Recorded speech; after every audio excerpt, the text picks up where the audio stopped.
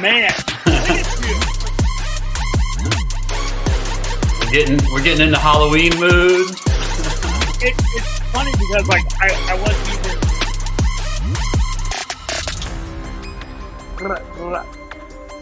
We gotta wait until it really hits.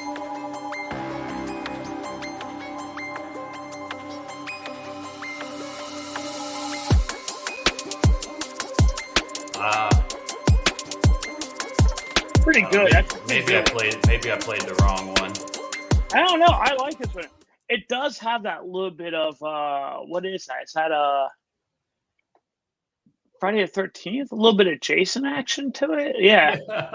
Yeah, you could say that. Yeah. I mean, what's funny is like I wasn't even expecting it. So when it first started, I'm like, oh, here we go. All right, then. I like that one. Yeah, I think if it plays longer, there's a part where it kind of dips down and then it builds and then it really hits. Nice. But anyway, what is up, everybody? Hello. What's going on with you, Johnny? Get any more runs in? Oh, I hobbled my old broke ass around earlier today. So, All right. Slowly making the comeback. It's so funny because like I'm assuming that everything just kind of comes back in waves, right? And so like right now though, I'm like, I can't even fathom like running. Like I am legitimately back to like new runner. Like I can't even like really fathom like a half marathon at this point. You know what I mean? Yeah. And so it is funny because you're just like, dude. And so I'm sure what's going to happen is I'm going to keep on like this really, and like I'm doing a very, very slow build back up. So I'm assuming that one day I'm just like, bloop, and like it was just like that chunk will come back. So yeah, I think it's all about just gaining the fitness back. Yeah, getting your heart. Getting your heart used to it again. Yeah. On the note of the heart, so the last 2 days have been really big. Like I had so today I went back to the rhythm specialist for the cardio, and she's like, "You're good." She's like, "Oh, nice." We are really, really confident that the flutter that you were in was because of pericarditis. You're good to hook. You're good to go back. But the other funny thing, and like I'm gonna bring this up just because everyone needs to do it, right? Like it's nothing to like be like, oh, we talked about this. It is something that's important. I went and had my first colonoscopy yesterday. Oh man, you're just getting it all done. I'm getting it all done, and bro, I'm here to tell you, I'm not overly hungry, but I will. And it's weird. It feels counterintuitive because basically for 2 days. The only like caloric intake, the only substance I took in was clear liquid. Mm. So you would think that you're not thirsty, right? Well, every bit of what you take in plus some comes out. Yeah. And so what's crazy is today I was like, man, I am just thirsty. I am crushing Gatorades and waters today, the day after the colonoscopy. And so I did get me a little like 2.5-ish mile like shuffle walk in today, and it's funny because I was like so tired, so thirsty, just from no calories in the last like 48 hours. Yeah, but it was a depletion run. It was perfect. I'm like, I remember these days. You know what I mean? So the fasted training. Yeah, fat adapted. Yeah. How about you? How's any exploring slow? Not too much, other than the trails around Pismo Beach where we're at. We're kind of at the stage where we've gotten all unpacked and organized, so I can start doing a little more exploring now. But nice. One thing that I did do on the other day, I got the email for the Hard Rock Lottery. Is open for those that have qualifiers within the last 2 years, and and I entered the Hard Rock Lottery for this will be my fourth time. So still kind of low on the totem pole, but you never know. It's a lottery. Yeah. And like, to be honest, it's one that it's like my bucket list race, Hard Rock, but it's also one that I'm scared. Dude, I don't know if I want to get in, but that's a good, like, it'll be so amazing when that day finally comes and you get in. It is going to be so absolutely epic. It's going to be awesome. I cannot wait. I cannot wait. That's a tough race, man. I've done some hiking on those trails, and just a 10-mile hike took us, I mean, just forever. So yeah. Up to Handies, but anyways, yeah. So that's going on. I think the lottery is early December, and they're actually having a live stream this year, I believe, for the first time on YouTube. There was a thing like, can we put your reaction on YouTube if you get in? And like, yeah. I don't know if I'm going to be around at that time, so I had to say no. But anyway, also, I just wanted to follow up to our last episode because Big's backyard was the World Championship. Dude, holy going cow. on. And when we closed the last show out, they had just completed 108 yards, 3 Belgian runners, and they were well in first place. Belgium was for the overall, and Australia ended up getting second, and the U.S. got third. And 61 countries competed. But anyway, so the Belgian runners, the 3 Belgian runners, after lap 108, they continued on. They did lap 109. Then they did lap 110. So they're, 8+ miles past the record. And then on what I'm sharing here, Jared Beasley posted, the 3 Belgians hugged at the line to start another loop. They almost fell over. All 3 of them, arms linked in a wobbly huddle. Then it stopped. It's 4 a.m. there, a Thursday. Their journey started Saturday afternoon. A new world record for backyards, 110 loops. Yeah. So they were just kind of like, you know what? We got the record. Yeah. We're good. We won. We're gonna just call it now. And I weirdly love the fact that the world, I mean, I guess technically in a weird way, well, no, I love the fact that the world backyard ended with no like real winner. You know what I mean? Yeah, I know. Like, it just ended. Like I love that those 3 dudes were like, yeah, we don't need to do this. Like that's such a weird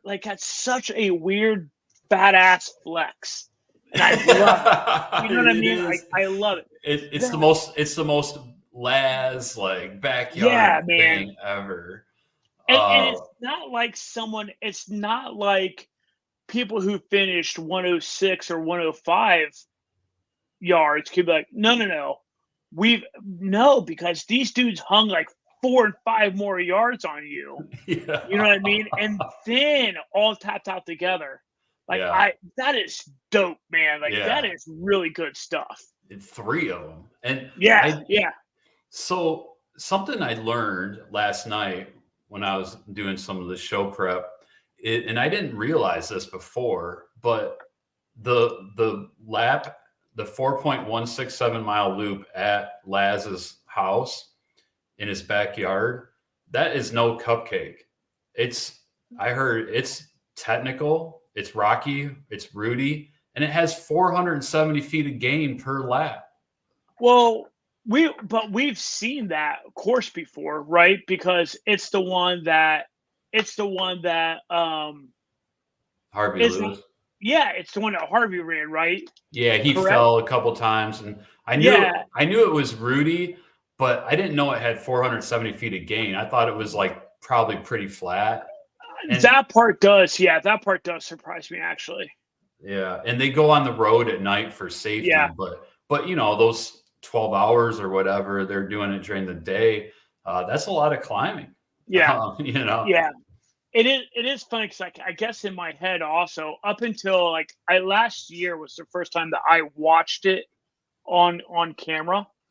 And Mhm. so like last year was the first time I'm like, oh wait, okay, so this is legit in a woods too. Yeah, Like you know what I in the mean? I guess Tennessee backwoods. yeah, I guess in my head I just kind of pictured like this will be like a very, very like only me and a handful of other Central Ohio folks will get this. But there is like a brewery in Central Ohio, Hoof Hearted, that Oh has yeah. like a little loop out in the back of their brewery that they've actually ran beer miles on. And I guess in my Uh, head, I was even kind of picturing something like that, just bigger, right? But yeah. not like to your point, like this is like no, this is like a woods. Like there's like roots and rocks and shit like that to trip over. You know what I mean? Right. And these aren't like trails at a park, right? These are Yeah, yeah, yeah, trails yeah. that Laz probably took his you know, Bush hog through or his some shit. axe or yeah, Yeah, and just went out and like hacked some shit down and was like, here it is. yeah. But here's the three Belgian guys. There's actually some interesting stats on this backyard website that I found. I need to back it up one right here. So total 61 countries across 6 continents worldwide. So almost every continent was represented in the backyard championship. It's crazy how much this thing has grown from Yes, yeah. Laz having this one event in his backyard to this. And 25,302 yards was the total distance completed by teams.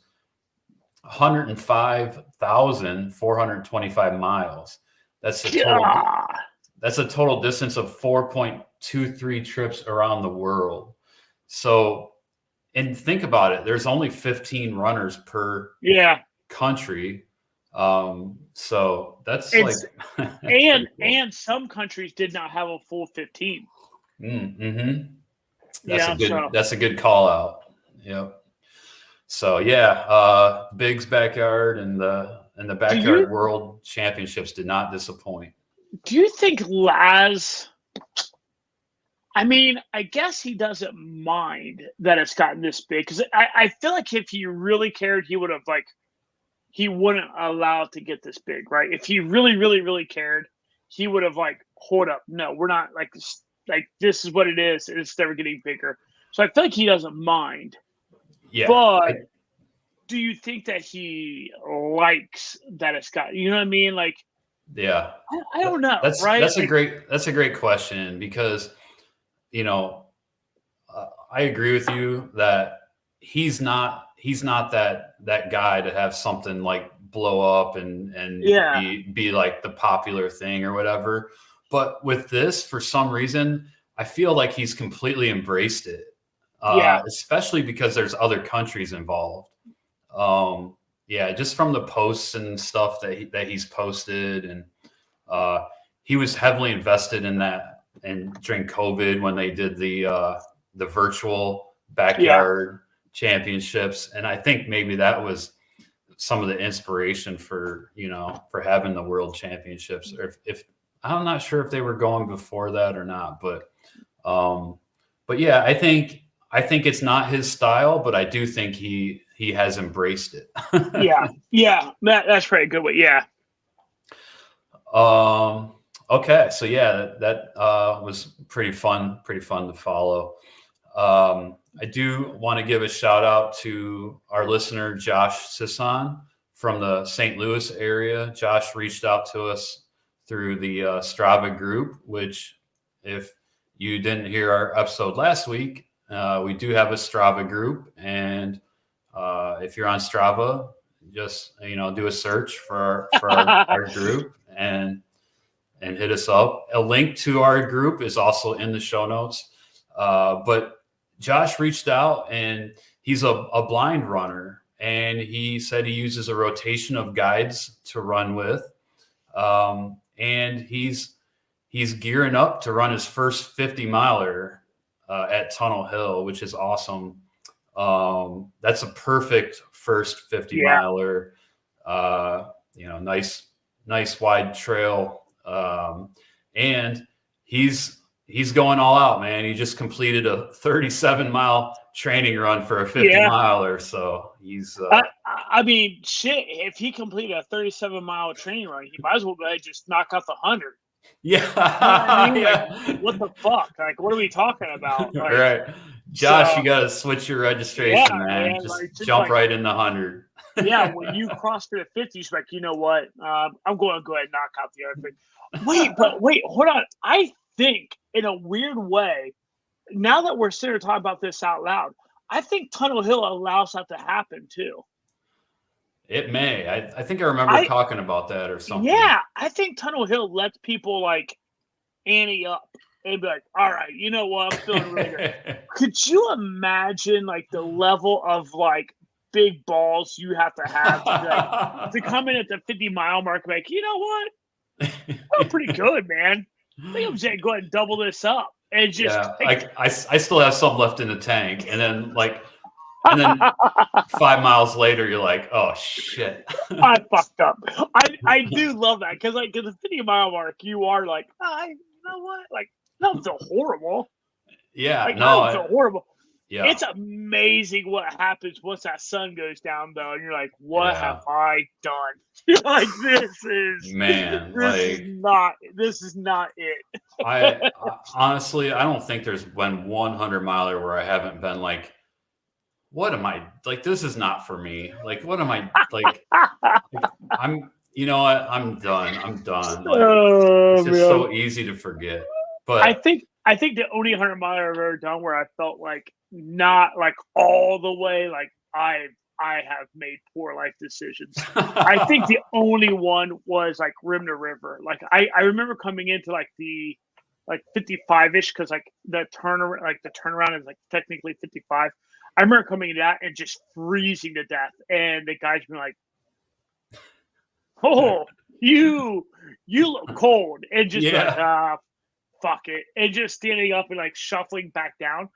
But like being cold, but never really like in a really horrible place. But I love the fact that Tunnel Hill's like, so you want to go back out? Yeah. So, anyways, congrats, Josh. Looking forward to hearing back and hearing how it goes. Yeah, and maybe we'll reach out to Josh and see if he wants to come on the podcast and talk about his race afterwards. I think Tunnel Hill is November 9th, so we still have 2 weeks to go, but we'll be following. So Javelina Jundred was this weekend. First golden ticket race for the 2025 Western States. I believe it's the first golden ticket race for 2025.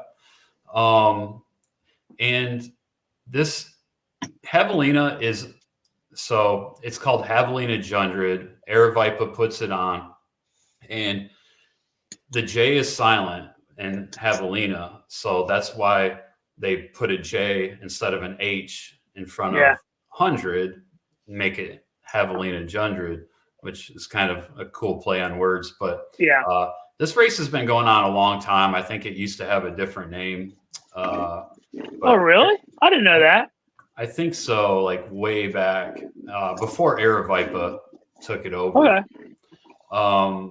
But this race is a huge party. It's a huge Halloween party. They have all different distances. They have people set up tents. I couldn't believe it. I was watching the live stream, and that overhead shot of all the tents was just incredible. It looks like fucking like it looks like Ultra Running's version of Burning Man or some shit. Yeah, that's a great way to put it. Here's Javelina's website. Yeah, it does. You know, it was and it's a fun live stream to watch too, because everybody's got costumes and it's just a big party. And There's been some fast times laid down over the last couple of years, but this year was pretty cool because it was super hot this year. It was one of the hotter years. It was in the upper 90s, I think. I want to say I saw where they said it was the hottest year. I want to say. Yeah, that makes sense. Which is crazy. I mean, this year is such a good year for Javelina. Such a good year for it. Yeah. So in the women's race, it was barely an hour separated the first 5 women, and Riley Brady, who's non-binary but racing in the women category, they won in 14 hours and 19 minutes. It was the race's second fastest finish ever in the women's category. And Riley also ran 14:45 in 2022 and 15:29 in 2023. So Riley has traditionally tore this race up. And Hannah Allgood was second in 14:38, which is also an insanely fast time. And both Riley and Hannah accepted their golden tickets to Western States. Yeah, Riley definitely knows something about the race that others do not yet. Just killing it. For sure. And Lauren Peretz finished in 15 hours exactly for third to round out the podium. And the men's race was pretty awesome. David Roche, who a lot of people know who David Roche is because he has a podcast and he's a coach. He has a podcast with his wife, and he entered in Javelina, and it was his second 100 ever, which is surprising to me that he never ran 100 until this year at Leadville, because he's been around the sport for a long time. And at Leadville, not only was that his first 100, he also set the course record there, which stood for a long time. And at Javelina, he just put on a clinic, and he was just a few minutes, only 2 minutes off of the previous record by John Ray from last year. So David Roche won the 100-miler in 12 hours and 45 minutes. And now, go ahead. So I know this is only his second 100, but you win both 100s that you've entered. He and like you said, he's been around the community for a really long time. Yeah. What has he ran up until this point? Like, you know what I mean? Like, what has he started his career off with? That's a great question. Do you know off the top of your head? I don't. I haven't.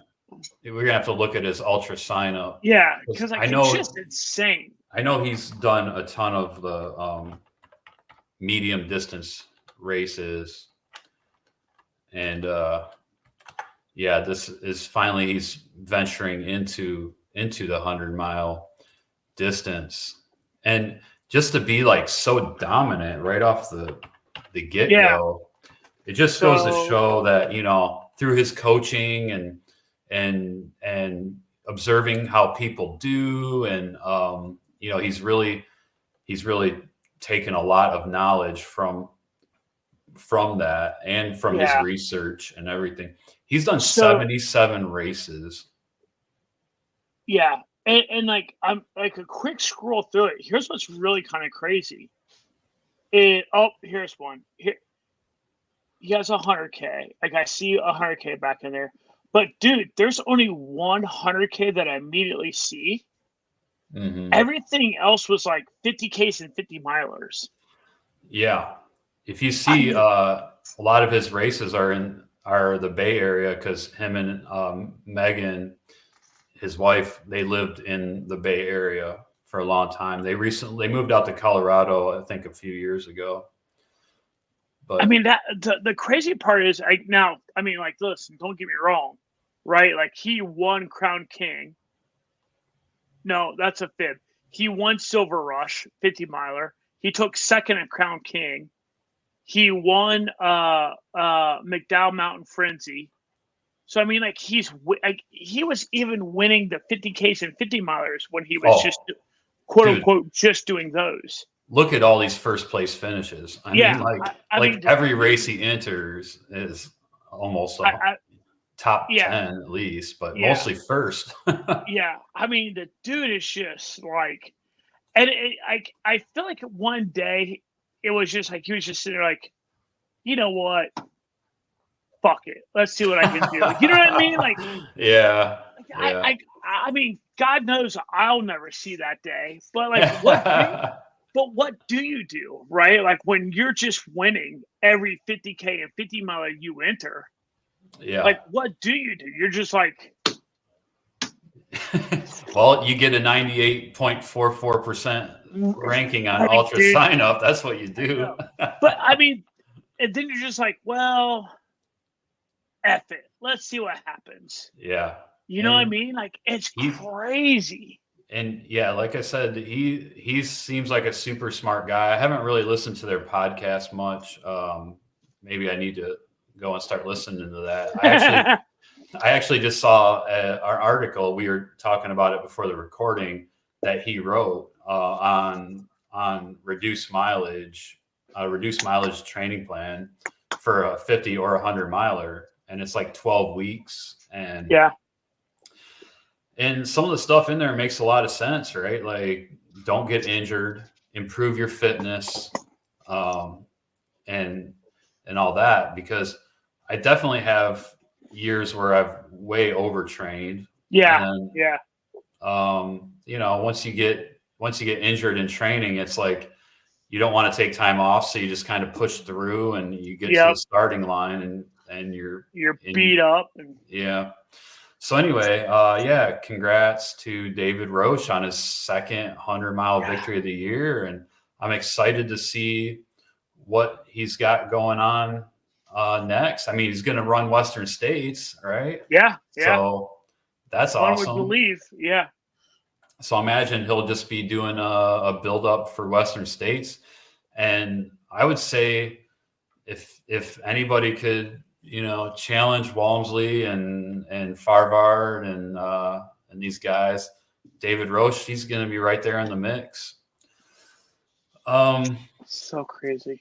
So second place was Jeff Magavero, and he ran a pretty fast time as well, 12 hours and 54 minutes, and he accepted the golden ticket as well. So Jeff and David are going to be running Western States. And the third place finisher, Dan Green, was 12 hours, 58 minutes. So we had all three podium men went under 13 hours, which is just insane.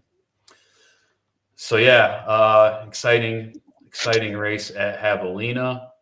All the live streams from Aravaipa are on YouTube. So if anybody wants to like just check out what that race looks like, I recommend looking it up on YouTube. And it's on the Mountain Outpost. That's Jamil Curry's like media company that's associated with Aravaipa. So okay. It's too sandy for me. I'm so sandy. Yeah, but I gotta wonder though, like sometimes the trails in the desert, even though there's sand, it's kind of packed down, so it's not really, you know, like Black Canyon, for instance. Yeah. I feel like I've seen videos where it's like where it's not packed down though. Like I feel like I've seen videos where it's like I feel like we know a couple possums that's ran Javelina. But yeah, I have to try to figure out who it was. Chime in, people, and let us know. Is this course sandy to the point where it's annoying? Loose sand, yeah. Because that's a deal breaker for me. I don't. Same. I can deal with mud. I can deal with, you know, dirt and rocks, roots. Like I can deal with a lot, but when it comes to sand, I'm just like, count me out. Yeah. All right, No Business was this weekend. Great race. And yeah, this race, No Business, has picked up momentum over the years since it started. And now, is it lottery, or is it sells out pretty quickly? Maybe I don't think it's lottery, but it sells out for sure. But I don't think it's lottery yet. The race director is a great dude. The race director is a really good dude that just wants to bring attention and money to a very, very rural part of the U.S. Oh, yeah. Like, it is out there. And Johnny and I both ran Dark Sky 50 in different years, and it starts and ends where No Business, I believe, starts in Jamestown, Tennessee. Yep. And that is a very rural area. Dude. And also super tricky if you're not hip to time zone changes. Oh yeah. Super tricky. Like they're like, listen, the race times are based off from this time zone. If you go 4 minutes that way, you're in this time zone. If you go 4 minutes that way, you're in that time zone. Yeah. Like, don't F this up. Like be cognizant of what time you think you're in.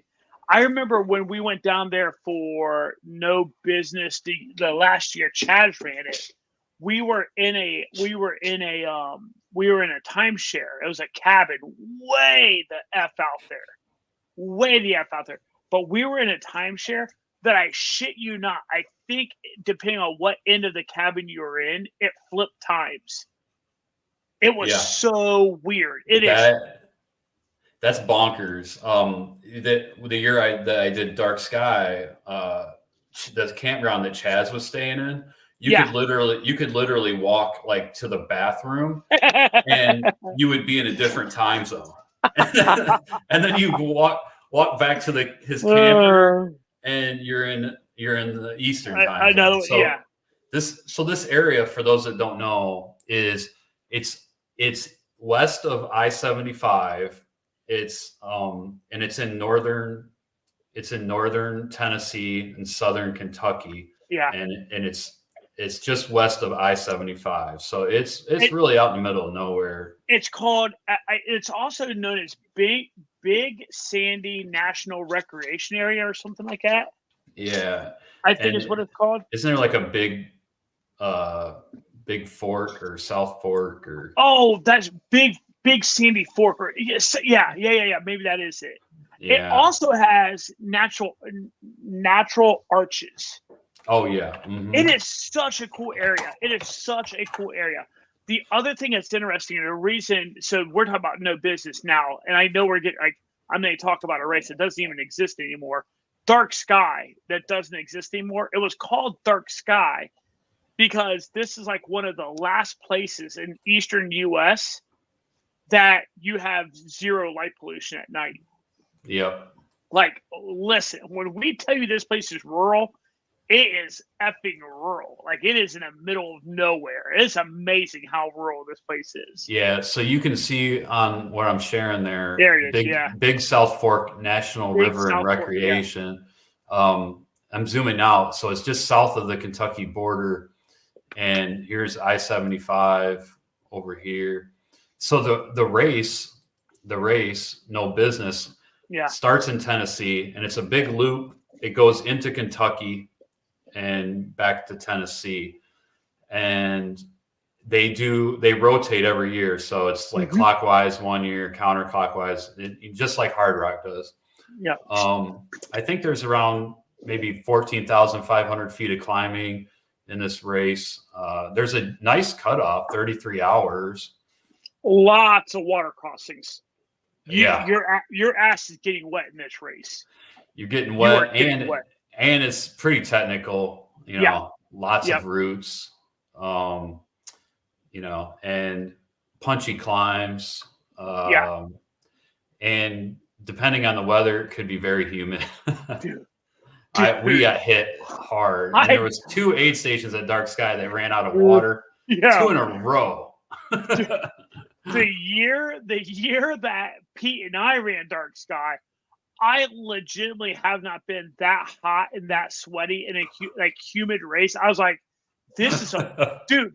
We came into mile 9 of a 50 miler, and I'm like, what the fuck? I was soaked. I mean, literally soaked head to toe. And I'm like, the sun isn't even all the way up really yet. You know what I mean? Like, this is absolutely, it is a extra. One of my favorite plants is a rhododendron, right? And so if there's other nerdy listeners out there that loves to run around rhododendron bushes or trees you run through like legit rhododendron tunnels. Like it has grown up and over the trail where like it is and like, oh, by the way, that holds in a ton of humidity. It is dark sky no longer exists. So if you want to run something along these lines, you're gonna have to bite the bullet. You're gonna have to go down and do no business. But what else is that?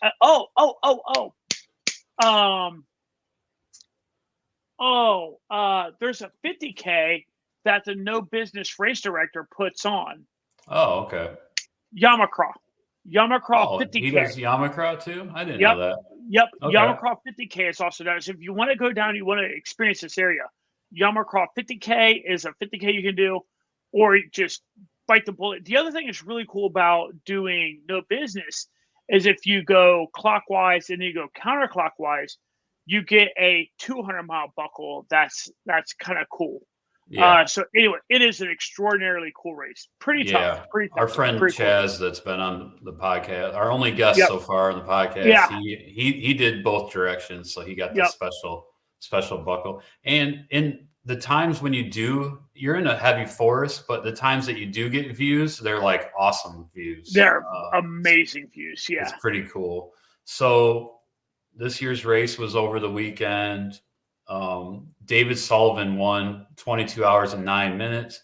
Jared Heights second, 22 hours, 39 minutes. Patrick Cole rounded out the podium for the men in 22 hours and 44 minutes. First place female was Amy Holpich, and she finished in sub 24. She finished 23:53. And second place female Amy Stallman, 25:47. And rounding out the podium for the women is Nora Bird, 27 hours and 21 minutes. So, boy, dude, it must have been hot down there this year. I'm guessing it was, because the winning time from the men is the slowest time since 2018. Wow. Like, so do you think, is it normally a 33-hour cutoff, or do you think they extended the cutoffs because of the heat? What's weird is, no, I'm pretty sure it's a 33, because I also don't. I kind of feel like I remember that it's maybe not a 100-miler. Wink, wink, nod, nod. I think it might be a little girthy. I think you're getting some free miles. You're getting some bonus miles. I think you're getting bonus miles with no business. Well, if you look at the results, there is actually quite a few people that finished after 33 hours. Oh, shit. Greg Trapp.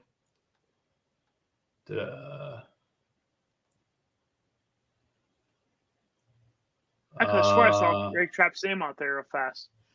Anyways, yeah. So it is funny because I do think that he allows. People. I do believe that he allows if you make a cutoff, if you make like this one cutoff, if you still cross, I think he goes ahead and calls it a finish. I don't think he holds to 33.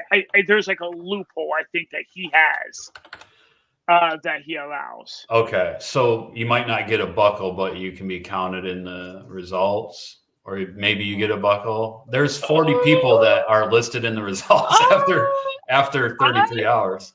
So I wish we had Chaz on right now, because I feel like when the year Chaz got his 200-mile buckle, I feel like we were sitting at the finish line Chaz with his 200-mile buckle in hand. I feel like a person came across later than cutoff and got a buckle, and Chaz is like, "What the fuck?" What's like, what? Okay. And so I think this is a common thing where this RD is like, "Hey, if you're going to make this cutoff and you still did this, I'm going to give you up." I think. Now, he might not. I might not be remembering this correctly, but I do know that he, you know what I mean? It's not like 33 and everything's torn down and gone. Like they do hang down. You finish and nobody's there. Like, what the Yeah, hell? yeah. Okay. Cool. All right.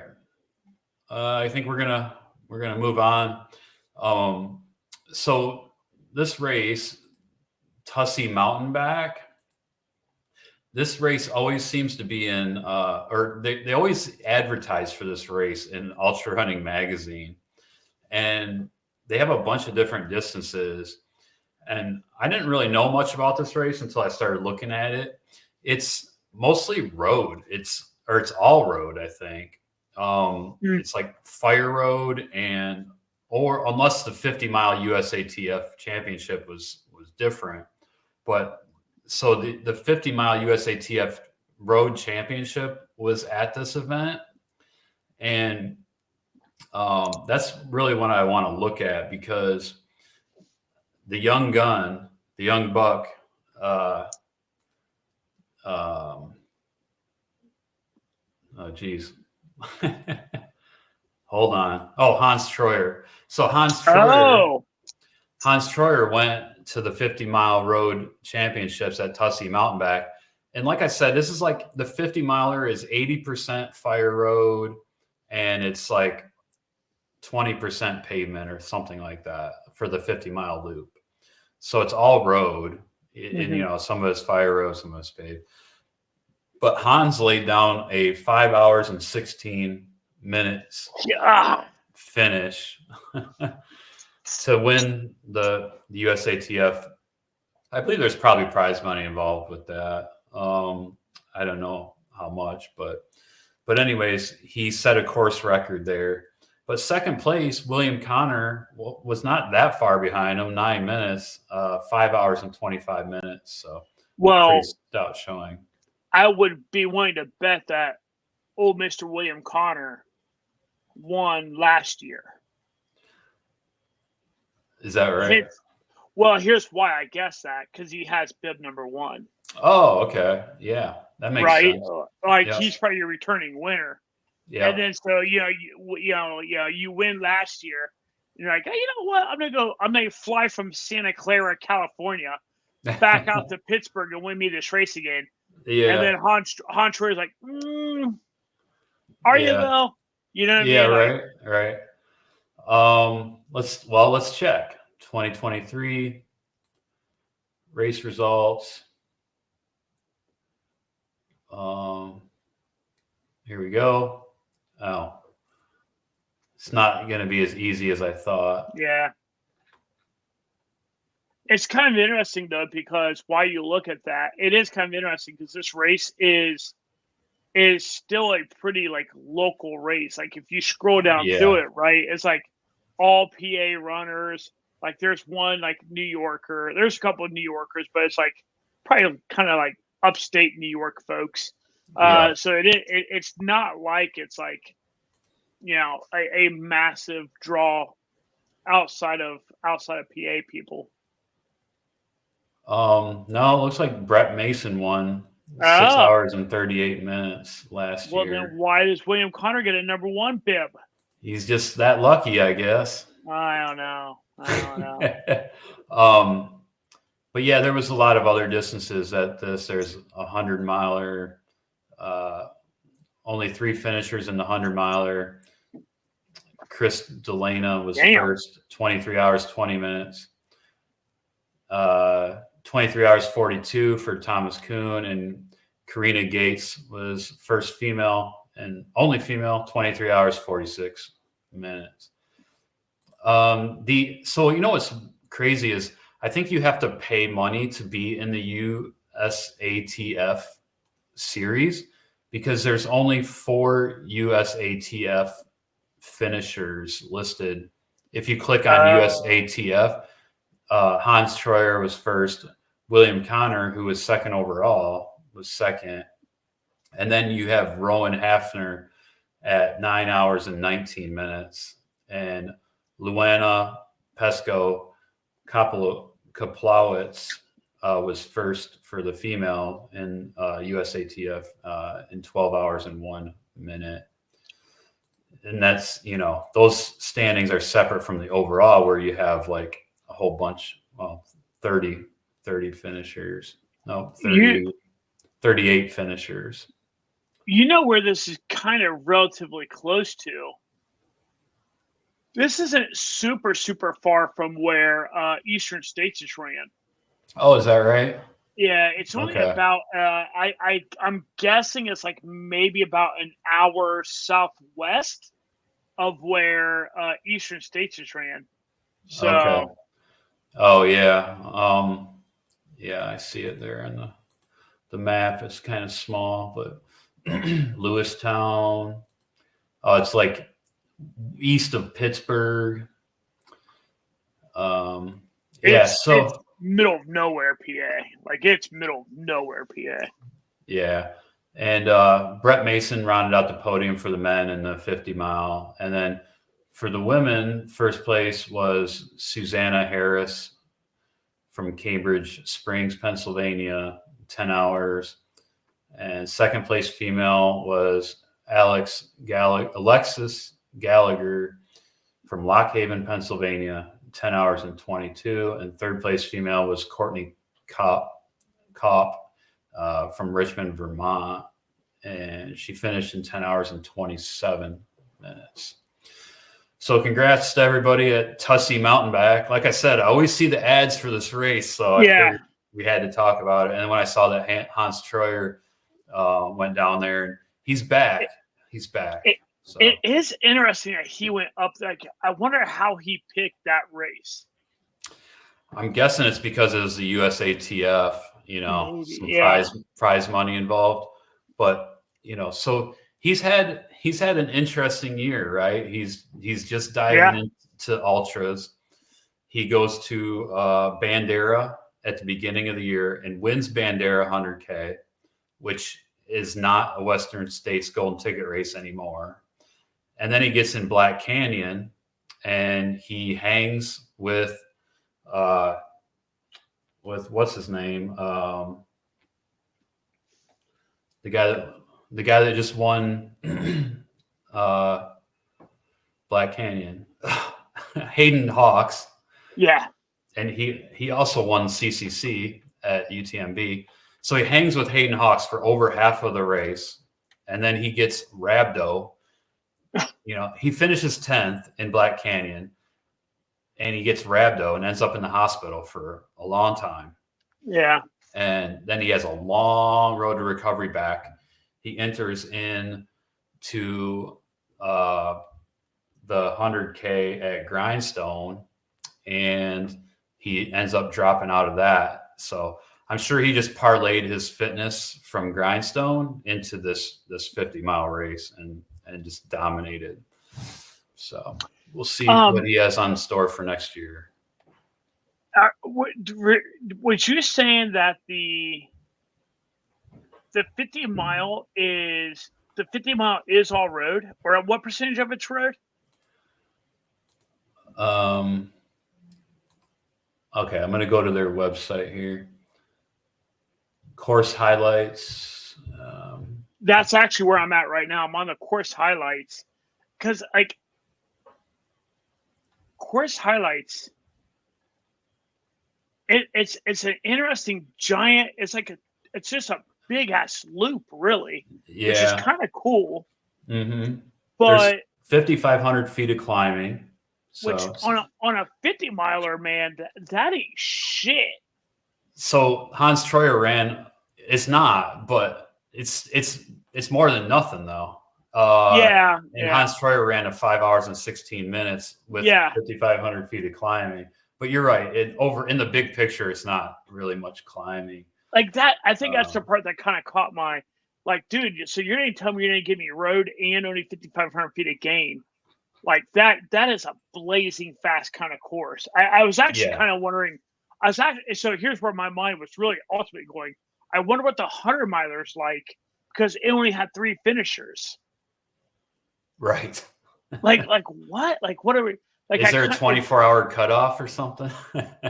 Dude, I don't know. That's interesting, right?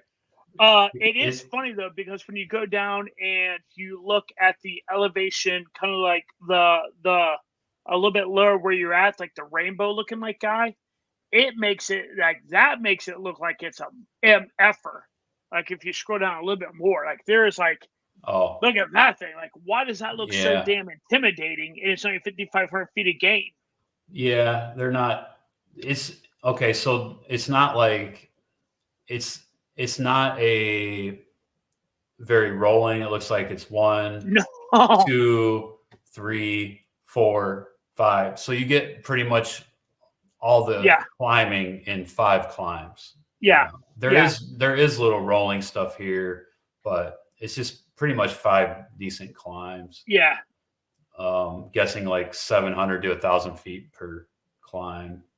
I don't know where I saw that about it was like 82% Forest Service road and gravel road, and then 18% pavement. And I'm not sure where I saw that, but here in the description, it says it offers a mix of gravel roads, Forest Service roads, and rolling hills, providing a true test of endurance and resilience. Yeah. It's a single loop course. That's super cool, man. Takes runners through picturesque landscapes of Rothrock State Forest in central PA. Sounds like it's pretty scenic. Well-stocked aid stations. I wonder. Maybe it's on the home page. I'm slowly making my way back to the 100-miler. I think it's just a super small race, man. I think it's just a really small race that just doesn't get a ton of love. Yeah, it is. Oh, and it looks like they've hosted the 50-mile championships in multiple years. I will tell you this. You and I are not fans of this race right off the rip, the 100-miler. Why is that? It's got a 24-hour cutoff? Nope. Start time, 6:30 p.m. Deal breaker. Dude. Blah. I mean, it's on roads, so yeah. I don't know. They might be doing that for you. Keep your ass safe too. You know what I mean? Making sure you don't get ran over. No kidding. That's a garbage start time, man. That's a one and done for me. Yeah, the 100-miler is just 2 loops of the 50-mile course. Okay. 10,600 feet of gain. Yeah. Pretty tame. 28-hour cutoff. Okay, that's a challenge. I just, did Mountain Lakes. I had 11,000 feet of climbing, and I was like 28, 30 something. So that would be a challenge. It would be a challenge for sure. 28 hours, yeah. All right. Well, let's move on. Oh, one last thing I want to say about Hans. 5 hours and 16 minutes for a 50-miler. That's a 6:19 pace, if anybody's wondering. Days for your math majors out there. Yeah. All right. There's a race, and I just wanted to talk about this because of the name. So if your race has a cool-ass name, chances are, if we see it, we're going to talk about it. This one is Truth or Consequences Ultra, and it's in, get this, Truth or Consequences, New Mexico. That's crazy. Can you imagine? What a crazy city name. If your address was Truth or Consequences, New Mexico, like, that's pretty badass. That is pretty cool. Yeah. So, and there's not many ultras in New Mexico. So I like to, and like I mentioned on a previous show, my wife, Jessica, she has family in New Mexico. So I like to give a shout out to any races in New Mexico. But this one is a 50K. Andrew Zawajak was first, 5 hours and 49 minutes, well ahead of the rest of the field. Angela McHugh was first for the women and second overall in 7 hours and 1 minute. Joffrey Tweed, 7 hours and 2 minutes for second place male, third overall. Stephen Mills, 7 hours 17 for third place male. And Magalay Komarek was second for the ladies in 7 hours 18. And Dana Carr, third, rounding out the podium for the women, 7 hours and 29. And there was 8 finishers in the Truth or Consequences 50K. But pretty cool anyways. I don't know if I have their website. No, I didn't go to their website. It's cool though. Yeah. It's it's like a alien kind of feel to it. I imagine it's out in the middle of nowhere. It's in the Chilean, I'm totally butchering that, desert near the quirky, artsy, hot spring town of Truth or Consequences. Imagine crossing the Rio Grande on foot to run a combination of Jeep roads and single-track trails, which meander up and down scenic arroyos that feature unique flora, passing old mine sites while wandering through the foothills of the Caballo Mountains. They begin at the Riverside at Rotary Park, where they have live music, vendors, a beer garden, and delicious food provided by local restaurants. You can enjoy an after-run soak in one of the famous healing hot springs. They also have a half marathon and a 10K, which I imagine are more popular than the 50K distance. Dude, if you live in Truth or Consequence, New Mexico, you are a man. There is, I mean, that is rural. That is rural. Yeah. Did you look it up on a map? I'm looking at a map. Yeah, it is out there. Yeah. Here's pictures of the race. Looks, like maybe it's at the start finish area.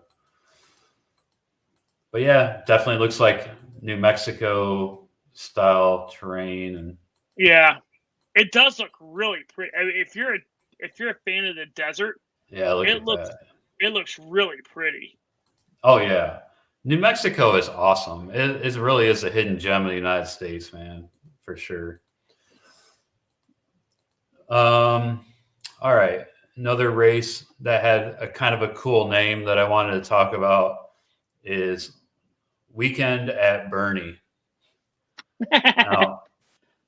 And this is in Bernie, California. So kind of cool play on words there because of the movie Weekend at Bernie's and Weekend at Bernie's 2. I think they have a part 2. And Bernie is in the Lassen National Forest. It's near Lassen National Park. And there's actually some waterfalls there called Bernie Falls. And I think it's maybe the highest rate of water in any waterfall in California.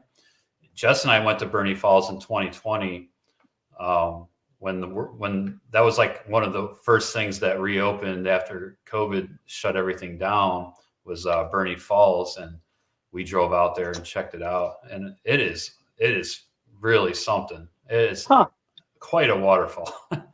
Cool. And this is a 24-hour race, or they have a 12-hour and a 24-hour. And there was 5 finishers in each. So the loop is in the Lassen National Forest. It's a 5.3 mile course. So that's kind of cool. It's not your typical, track or 1 mile loop. This is a 24-hour race with a 5.3 mile loop. So it gives you some, varying terrain to look at. It goes through the natural beauty of the forest, showcasing its lush greenery and gorgeous fall colors, its diverse wildlife, and breathtaking views. Each lap, runners will experience the varied terrain, including rolling hills, wooded areas, lava flows, and a view of Mount Shasta on a clear day, and a beautiful starry sky at night. The course consists of forest road and rail trail. The loop course design allows participants to gauge their progress, and a conveniently fully stocked aid station at start finish for rest, hydration, and fueling. A party on the trail. Overall, it promises to be an exhilarating and demanding race amidst the stunning backdrop of Lassen National Forest. That would be kind of cool. Yeah, that would be a cool race to have a group, a destination race, kind of go out and screw around. But in the 24-hour, Tim Unrath was first and with 100.7 miles. Ian Stevenson, 100.2 miles. Was second. So I'm guessing that Ian was like a half mile from the start finish when the 24 hours was up. I guess that's maybe it. But that Bernie's pretty far northern NorCal. Oh yeah, it's up there. That's pretty up there. Like you can throw a rock and hit Oregon from there almost. Yeah, so it's really remote. But really beautiful. And Will Miner third was 69 miles. Kim Kasperson was first female, 37 miles, and Carol Sorensen 36 miles for second female.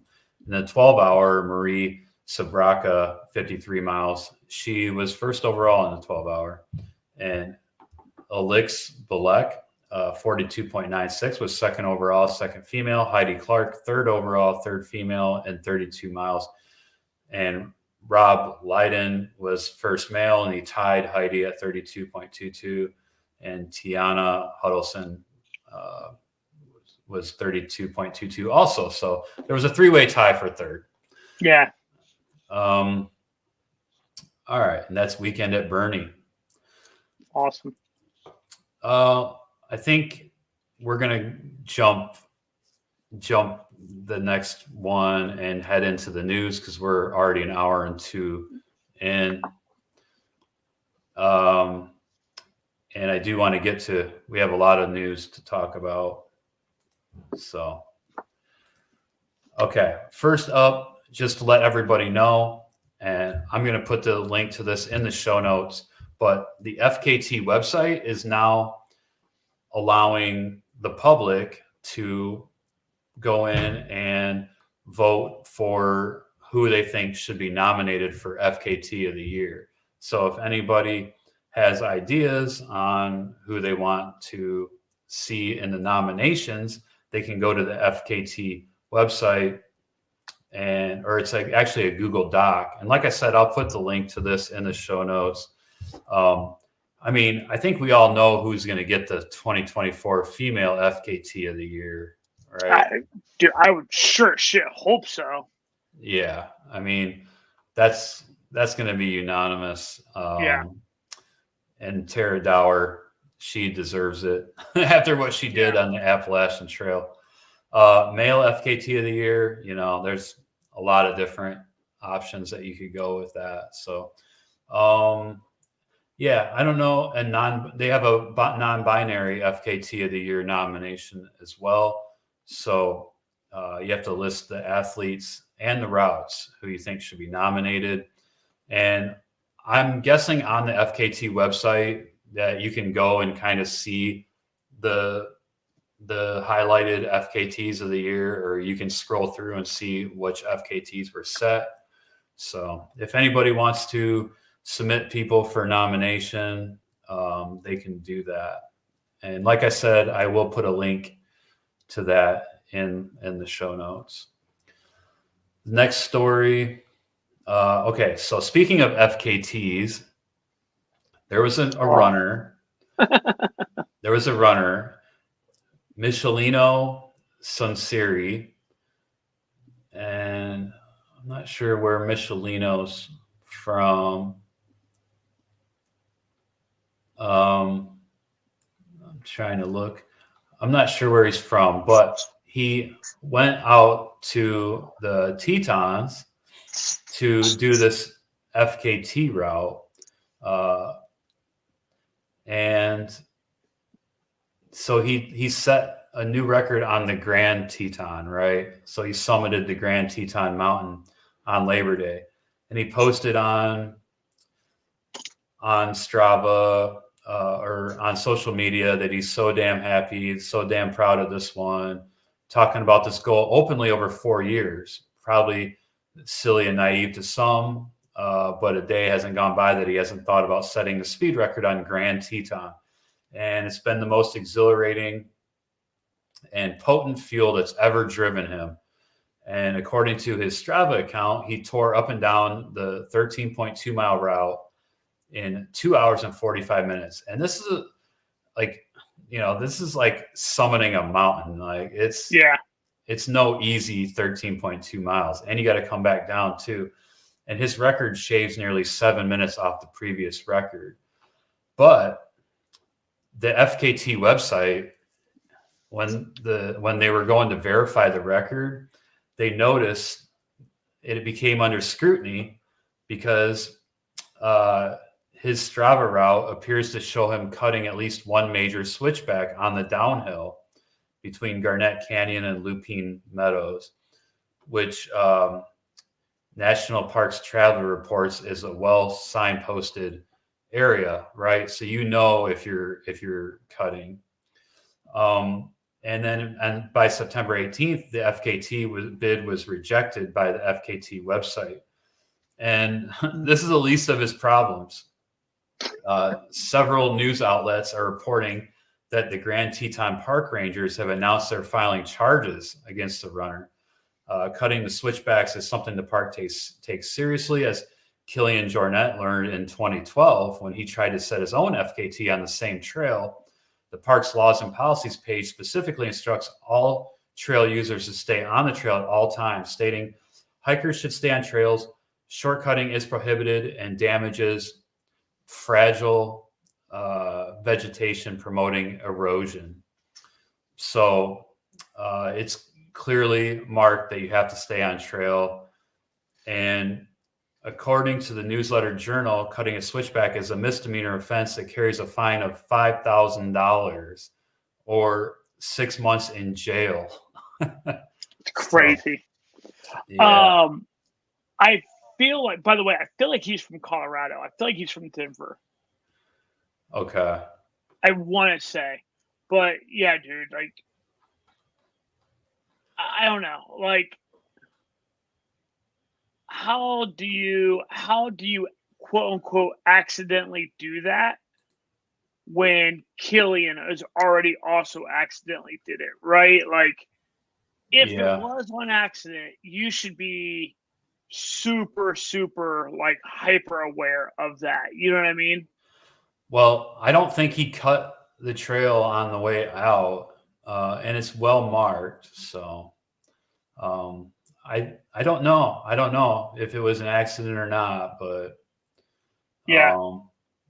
looks like he's from Driggs, Idaho. Oh, okay. For some reason I thought about an arc where he's from Colorado. Oh, okay. So anyways, kind of unfortunate, but a lot of parks have rules like that in place because they don't want to disturb the habitat. Got to stay on trail, and it's clearly in their policies. So anybody doing FKTs out there, make sure you know the policies before heading out. Okay. Next story is about Hurricane Hawkins. Hurricane Hawkins is a lady who took up running at the age of 100. Just fresh, getting into game nice and fresh. Yeah. And she recently passed away, and there's this article about her. She passed away at 108 years old. and her nickname is the Hurricane, and she was a sprinter, and she set the 100-meter record and the 100 to 104 age category in 2017 with 39 seconds and 39.62 seconds. So 108 years or 100 to 104 years old, laying down a sub 40-second 100-meter. That is so awesome. I know. That is so awesome. I feel like she was just on the Today Show. I feel like obviously not. I think you might be right about that. I feel like I just watched an article about her. It's a shame she passed away. Yeah. I mean, she clearly lived a great life. I mean. Yeah. And her other nickname is the Flower Lady. Came from her love of gardening. Yeah. During her races, she can be seen with her trademark flower tucked behind her ears. She breezed across the track. In 2021, at a sprightly 105 years of age, she became the first female track and field athlete in the 105-plus age bracket to clock a time in the 100-meter dash. It was a finishing time of 1 minute and 2 seconds. And she expressed disappointment that she hadn't performed as well as she had hoped. That's awesome. It's awesome. Yeah. Competitor right up to the end. So, she definitely seems like she lived a good life. And, just kudos to Julia Hurricane Hawkins and her accomplishments, taking up running at the age of 100. So pretty cool. The final thing I want to talk about is not even ultra related, but it's worth noting the half marathon world record was just set over the weekend.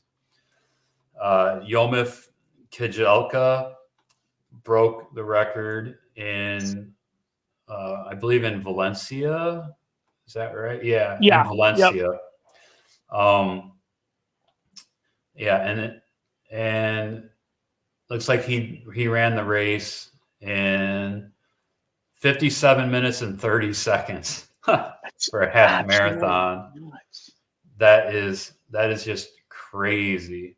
He's an Ethiopian runner, former world championship silver medalist in the 10,000 meter, holds the indoor world record for the mile, which he set in Boston in 2019. He finished sixth in the 10,000 final at Paris Olympics earlier this year. So he just laid down a 50 sub 58 second half marathon, which actually the record before that was only a few seconds, I think. No, by 1 second. It was only 1 second. 1 second. Yeah. So, wow. Yeah. So he beat their half marathon record by 1 freaking second. So that's pretty bonkers. But all right. So I think that's wraps up a show. You flipped camera angles on us, it looks like. Yeah. Oh, I flipped camera. Anyway, so if anybody's wondering what my green screen setup looks like, this is it. I suppose I should look into the laptop camera, but all right. I don't know what happened. I was having some internet issues, and well, it's funny because like there for the longest your camera cut out. I'm like, we're good to go. Zach, your camera's off now. Yeah, I just turned it off. Nobody wants to see my green screen setup, but anyway, that's all I had. Do you have anything else, Johnny? No, nothing else. It's just looking for. You know what? I'm really looking forward to. I'm looking forward to hearing from Josh, right? After Tunnel Hill here in a couple weeks. Yeah. Super stoked to hear about that. Yeah. But yeah, other than that, not a whole lot going on. And keep sharing your on the Strava. Keep sharing your runs and stuff like that. It's a lot of fun to look at the different runs that folks are getting into. Yeah. Join our Strava group, and look us up on social media. Leave us a comment. Tell us about a race you're doing. Tell us about a cool race that we don't know about. Let's make it interactive. We want to just act like we're all on a big long run together and just hanging out. So, but thanks everyone for listening. We appreciate you, and we'll see you next week. See you on the flippity flip.